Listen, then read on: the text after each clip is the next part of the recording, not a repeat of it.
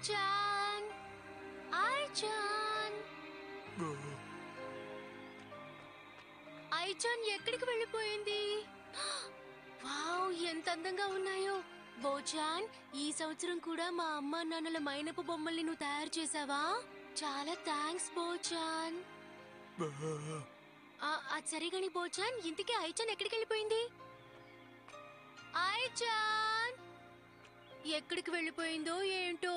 తన తాతయ్య తన కోసం ఎదురు చూస్తున్నారు.